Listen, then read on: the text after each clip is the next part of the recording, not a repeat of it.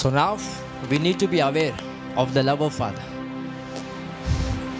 ఏ మనిషినైనా దేవుని కన్నా ఎక్కువగా ప్రేమిస్తే వాని జీవితాన్ని ఆగం చేసేది నువ్వే. ఓకే, యోబు వాళ్ళ వైఫ్ని సాతాను నుంచి టెంప్ట్ చేస్తుందంటే యోబు వాళ్ళ వైఫ్ చెడ్డదని కాదు, యోబు వాళ్ళ వైఫ్ని ఎక్కువగా ప్రేమించాడు. సో దానిని బట్టి ఏం చేస్తుంది సైటన్? ఆ బిడ్డ ద్వారానే యోబుని శోధిస్తుంది. ప్రతిరోజు ఏం చేసేటోడండి యోబు? ఆ భార్య కోసం, పిల్లల కోసం రోజు ఒక మేక ఫట్, ఒక మేక, ఒక గొర్రె, ఒక ఒంటె, అన్నీ ఫట్. ఏం చేసేటోడు? దేవునికి బలిచ్చేటోడంట. అయ్యా నా బిడ్డలను కాపాడు, అయ్యా నా భార్యని కాపాడు. ఎంతసేపు ప్రార్థన చేసినా దేనికోసం చేస్తాడు? నీ కోసం ఏం చేయాలనే ఆలోచన లేదు. అలాగని దేవుని దూషిస్తాడు అనేది కాదు.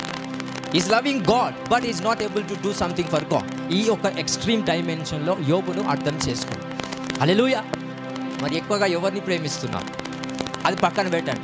ఎక్కువ మీ లైఫ్లో ఎవరితో గొడవలు అవుతున్నా నాకేం చెప్పకండి. నేను చెప్పాలంటే చెప్పవచ్చు, బట్ నాకేం చెప్పకండి. మీ ఆలోచనలో పెట్టుకోండి, ఎవరితో ఎక్కువ గొడవలు అవుతుంది. వచ్చిందా మైండ్లో? నేను లేట్ చేస్తున్నానా? ఎప్పుడు వచ్చిందా? వాళ్ళు మీ శత్రువులు కాదు. ఓకే, వాళ్ళు మీ శత్రువులు కాదు. ఎక్కువగా ప్రేమించేవాళ్ళు. ఎక్కువగా ప్రేమించి ఒక దెబ్బ తాకుతుంది చూసావా? ఇంత మోసం చేశాను అనుకోలేదు. ఎందుకు అంత బాధ అవుతుంది నీకు? ఎక్కువగా ప్రేమించకపోతే అంత బాధ రాకపోతుంది. So don't love more the people, love God more. Then the God spirit will take care of your problems. ఆయన ఆత్మ చేత మీ సమస్యలన్నీ కూడా ఆయన చూసుకుంటాడంట. మరి ఎంతమందితో ప్రాబ్లమ్స్ వస్తున్నాయో దానిని బట్టి ఎంతమందిని మీరు దేవుని కంటే ప్రేమిస్తున్నారనేది ఒక్కసారి అర్థం చేసుకో.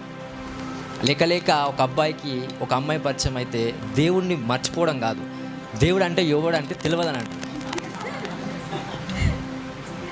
జాబ్ గుర్తురాదు, బిజినెస్ గుర్తుకురాదు, డబ్బులు గుర్తురాదు, తల్లిదండ్రులు గుర్తుకురాదు, ఫ్యామిలీ గుర్తుకురాదు, ఆయన ఆరోగ్యం గుర్తుకురాదు, ఆయన సుఖం కూడా గుర్తుకురాదు. సంపూర్ణమైన ఫోకస్ తనపైనే ఉంటుంది. కొన్ని రోజుల తర్వాత బాగానే లవ్ ముందుకెళ్తుంది.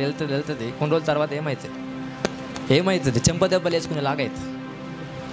ఎందుకు ఇవన్నీ problems? Why this kind of a problems are coming in to the people's life?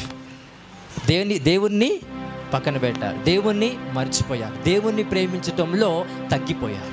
ఈరోజు let all of you receive the anointing and ability to increase the love of the father. మీరు దేవుణ్ణి ప్రేమించే అనాయింటింగ్ని increase చేయబడుతారు. హల్లెలూయా, హల్లెలూయా, హల్లెలూయా.